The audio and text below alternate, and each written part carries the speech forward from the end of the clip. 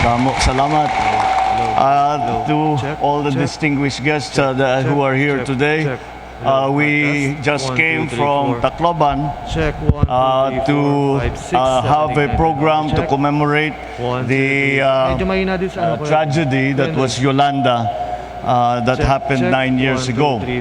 But we have come here, pumunta kami rito para tignan kung patuloy pa rin kasi kahit na hindi tayo nasasalanta dito ng bagyo necessarily, may tama tayo ng konti pero hindi gaano, ay kahit na hindi tayo dinaanan ng bagyo ay naghihirap pa rin ang taong bayan dahil nandyan pa rin ang ekonomiya ng pandemya. Kaya ang utos ko sa ating mga cabinet secretary ay sabi ko sa kanila, kailangan lang talaga, kailangan patuloy lang ang ating pagtulong hanggang talagang maramdaman na natin na makatayo ang tao sa kanilang sariling paa. At hindi pa tayo nandun. Paganda na ng paganda ang sitwasyon sa ekonomiya, pero tinamaan naman tayo ng mga pangyayari sa ibang lugar, sa ibang bansa. At kaya naman kahit hanggang ngayon, mataas ang presyo ng bilihin, mataas ang presyo ng agricultural commodities. Kaya ito po ay kailangan pa namin tugunan. At dahil ang aming inaalala ay halimbawa sa agrikultura, kailangan tumaas ang production. Sa mga negosyo, kailangan magbukas na ulit at magkaroon ulit ng kita ang ating mga mamamayan. Hanggat mangyari yun, kami po bilang gobyerno ninyo ay nandito upang tumulong at hindi kami aalis hanggang nakikita namin na kaya nyo na magsarili. Dahil yan po ang aming naging prioridad na umahon at pagandahin ang ekonomiya at dahan-dahan aabot din tayo diyan. Hindi mabilis ang pagbabago. Kahit na ina-adjust natin ngayon, siguro mga ilang buwan pa makikita yan, 1, 2, 3 months pa bago makita yung effect. Pero sa palagay ko, we are going in the right direction. So that is what we are putting at the top of our priority list is the continuing assistance. At ang assistance ay hindi lamang yung ayuda, pati na para sa livelihood, pati na para sa mga MSMEs na ating tinatawag. Yung ating mga sari-sari store, yung mga nagbebenta ng sigarilyo, yung mga nag-aayos ng sasakyan, yan, yung mga maliliit na negosyong ganyan, ay para makatayo ulit pagkatapos nitong pandemya, o dahan-dahan lumalabas ang pandemya, ay para makatayo ulit. Nandito rin ang gobyerno para tulungan kayo. Kaya yung ating isinisigaw noong kampanya na sama-sama tayong babangon muli ay nagsimula na at sabay-sabay na tayo babangon muli, tuloy-tuloy ang ating pagbangon. Maraming salamat. Damo nga salamat, Mr. President. Sa puntong ito, uumpisahan na natin ang pamamahagi ng iba't ibang tulong mula sa pamahalaan.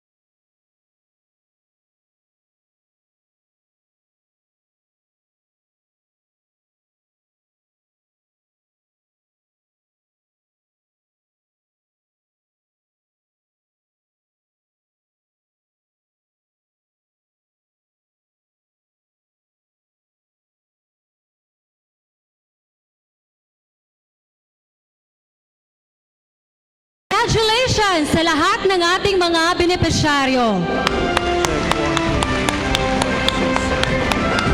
Dito na po nagtatapos ang ating programa. Nagpapasalamat po tayo sa ating mahal na Pangulo sa pagbabahagi ng tulong sa Eastern Visayas Region. Mga kababayan, palakpakan natin ang ating Presidente, President Ferdinand R. Marcos Jr. All my fellow workers in government, the members of the diplomatic corps who must have a sterling mention for all the help and assistance that your countries came to Tacloban with, came to Samar with, came to all, even all the way to Ormoc, all the way to Cebu, who took the, who were, I felt like you were Leyteños yourselves, that you were Filipinos yourselves, the compassion that you showed and the generosity that you showed and the energy that you put into the rescue work for our people and subsequently the rehabilitation that you helped with after the rescue work. And for that, we here are not only in Tacloban, but all of the places, all of the areas in which Yolanda wreaked havoc, we all thank you very, very much. Also, of particular mention would have to be the NGOs that came, not only from the UN, but from the different NGOs who just arrived here without us calling, who just arrived and offered to help with their particular offers of help. One NGO would offer fuel. Another NGO would offer shelter. Another NGO would offer cash for work. Another would bring reconstruction materials. All of these out of the generosity of your own heart. Once again, many people owe their lives to you. And for that, we cannot thank you enough.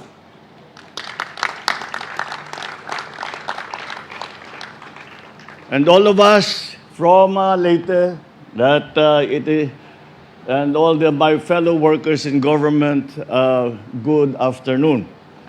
And it is sometimes asked when we do have a commemoration of this kind, they say, why do we commemorate Yolanda still after 9 years?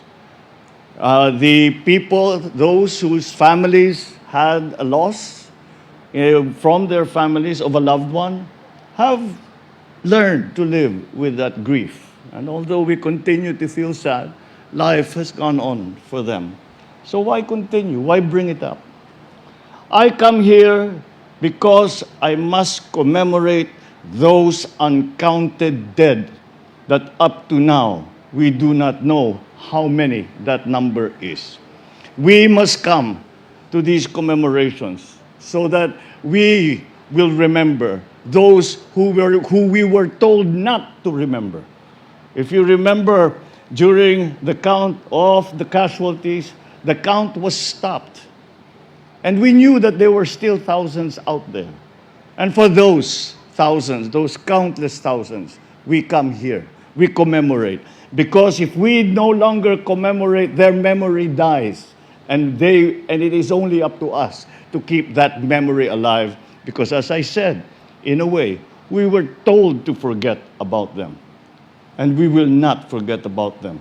And we cannot forget about them. And I know you do not forget about them. That is why we continue to commemorate Yolanda, and we continue to grieve our dead, because we not only grieve the dead that are here, but we also grieve for those who we do not even know how many they are, who they are, and where they are.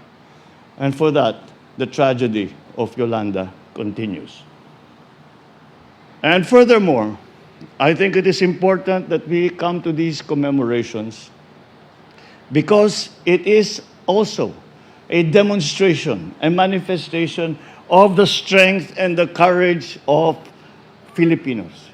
To remind ourselves that Filipinos are brave, that Filipinos are kind, and that Filipinos will conquer all, especially if it is for their community, for their families, and for the land that they love. And now to see Tacloban, which has, in fact, we have been hearing this phrase for a long time, this build back better. Tacloban has built back better. And it is a wondrous sight to see. And it always gives us hope that even if there are tragedies and disasters in other places, we know the Filipino spirit will never be quelled. The Filipino spirit will always burn bright and bring back normal life to their communities. That is what we commemorate. So these are the different elements that we were thinking of as we were going through the relief and rescue process during just after Yolanda. Is that what happens to all these people? How will we ever recover from this? Well, again, because of that Filipino spirit, that is how we have recovered from this. And I think that it is appropriate that at this juncture, that I invite you to rise and to have a minute of silence, not only for those loved ones who are here behind us, but also for those who have been taken away from us and who we will never forget. Thank you all, and good afternoon. Thank you, Mr. President. Gov Kadyaw, sa napakagandang pasalubong na ibinigay nyo sa akin. Maraming salamat sa inyong lahat at nandito kayo para salubungin kami. Kami naman po ay nandito upang tignan kung ano ang naging damage, kung anong yung mga nasira nung parang yung iba rito nakikita ko sa kampanya. Nandito na naman tayo sa hindi naman natin ninanais, pero hindi siguro hindi sa pinakamagandang dahilan. Ngunit mabuti naman at nakabalik ako ng Antique at makita ko kayong lahat. At bukod pa ron ay malaman kung ano ba ang pangangailangan ng mga probinsya dahil dito sa bagyong Paeng. At tinitignan lang natin na maayos naman ang pagbigay ng tulong sa ating mga kababayan na nangangailangan. Kasi kahit papaano, hirap na nga tayo, tinamaan pa tayo ng bagyo, ay sana naman hindi pa maging abala ang pagbigay ng tulong para sa inyo na nangangailangan kaagad. Kaya nandito po kami para tiyakin yan at nag-ikot kami ng helicopter, tinignan namin kung ano yung mga nasira, yung mga tulay, at gagawin namin kaagad lahat para maibalik, magamit man lang para naman matuloy ang pag-deliver, matuloy ang hanap buhay at makabalik na naman tayo sa normal bago tayo nagkabagyo ng ganito. Kaya maraming salamat. Hindi ko siguro pwedeng tapusin itong pagsalita ko kung hindi na wala akong pasasalamat sa inyo sa lahat ng probinsya ng Antique. Dahil dahil sa inyong suporta.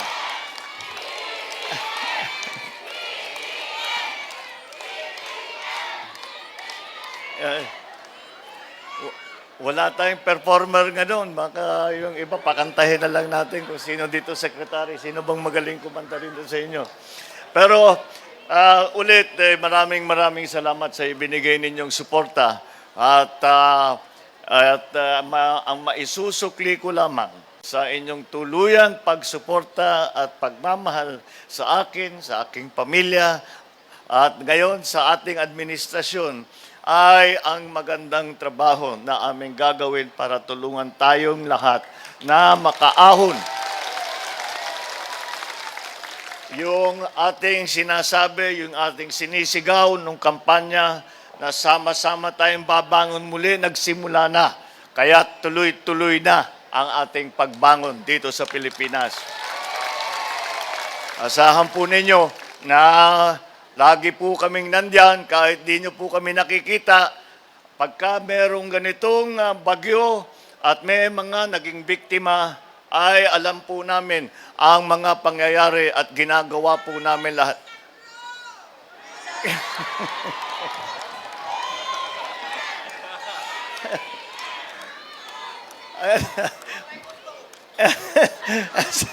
Maupay.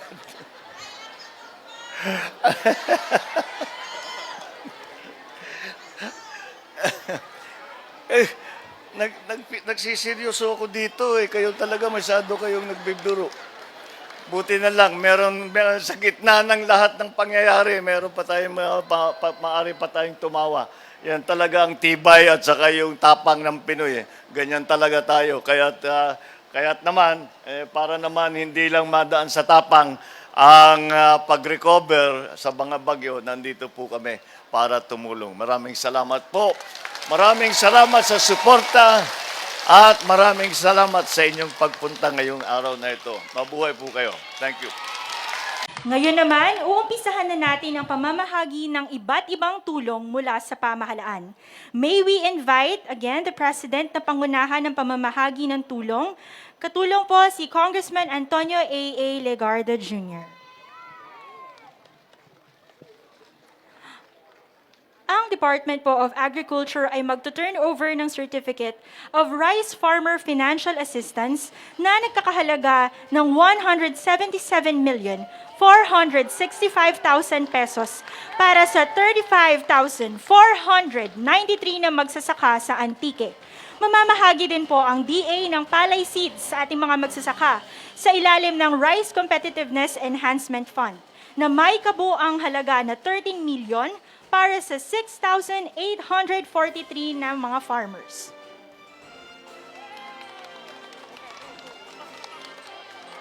Kabilang dito, mamimigay din po ang Department of Agriculture ng 60 units of 30-footer fiber reinforced plastic boat with marine engine para naman sa ating mga mangingisda dito sa Antique. In behalf of the beneficiaries, ang certificates of award at cheque ay tatanggapin ni Governor Rodora Cadyao. Palakpakan natin ang ating mga magsasaka at mangingisda.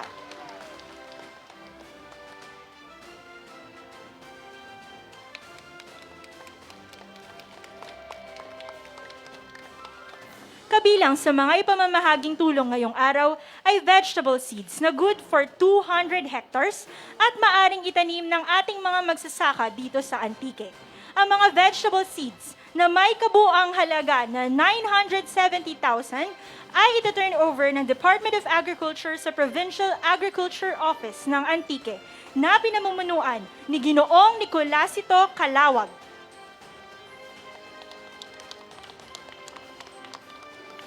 Ia-award din ng mga drugs, biologics, and disinfectant na nagkakahalaga ng 42,950 sa Provincial Veterinary Office ng Antique na pinamumunuan ni Ginoong Florencio Macuha. Maraming salamat sa pamahalaan na pinangungunahan ng ating mahal na Pangulo at Concurrent Secretary ng Department of Agriculture, President Ferdinand R. Marcos Jr., sa pamamahagi ng tulong sa ating mga Antikenyos. Sa puntong ito, ang Department of Social Welfare and Development, sa tulong ni Senator Loren Legarda at Congressman A.A. Legarda, ay magbibigay ng 10,000 piso bawat isa para sa 300 beneficiaries ng Sustainable Livelihood Program, Livelihood Assistance Grant dito sa Antique. Upang tumanggap ay 5 kinatawan ng mga program beneficiaries.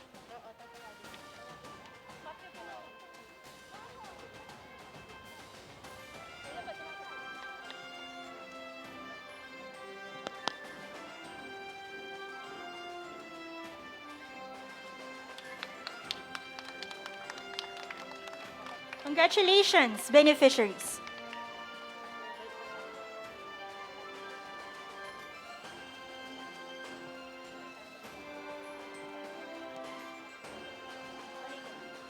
mamamahagi din ang DSWD 5,000 pisong financial assistance, food packs at sleeping kits sa 1,200 beneficiaries mula sa munisipyo ng Hamtik.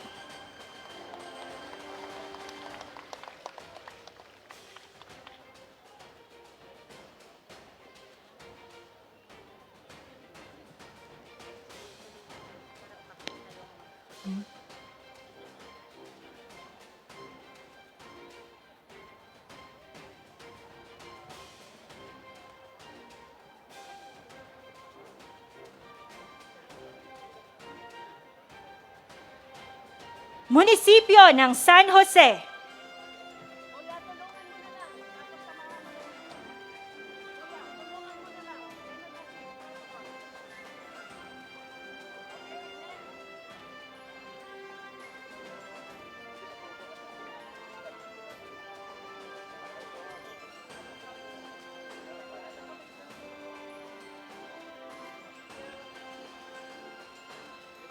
Munisipyo ng Patnongon.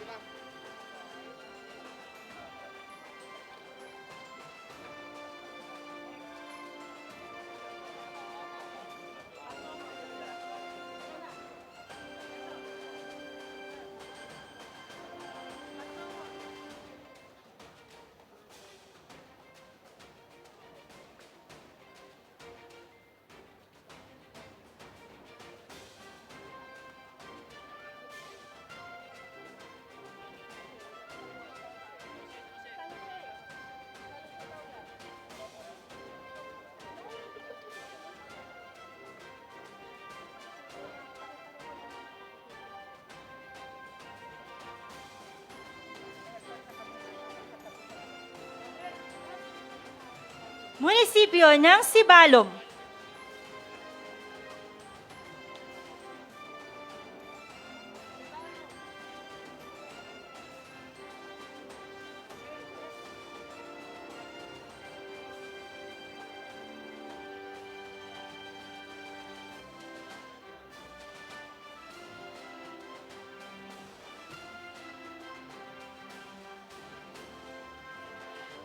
At munisipyo ng San Remigio. Congratulations po sa lahat ng ating mga DSWD beneficiaries.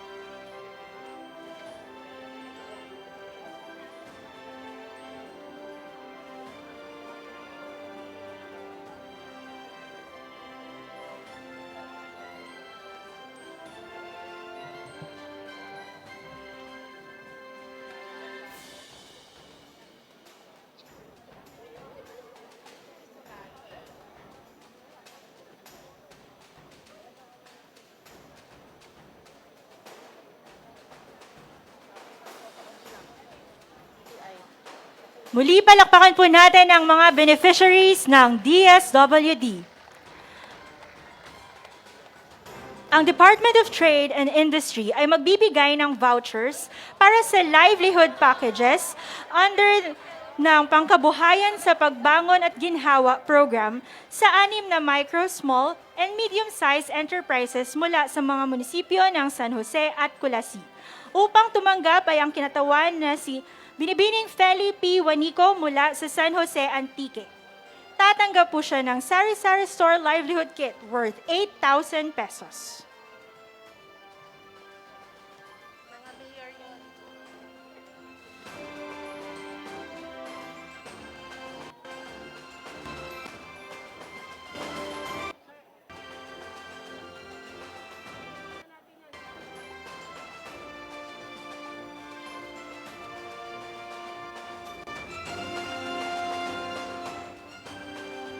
Congratulations po sa mga beneficiaries ng DTI. Ang Department of Labor and Employment ay mamamahagi ng mahigit 1 million worth ng kabuhayan project para sa 56 na beneficiaries mula sa Barangay Igbawarawan, Patnongon. Tatanggapin ng kinatawan na si Barangay Kagawad Mariquita Zaragoza ang tseke mula sa DOLE.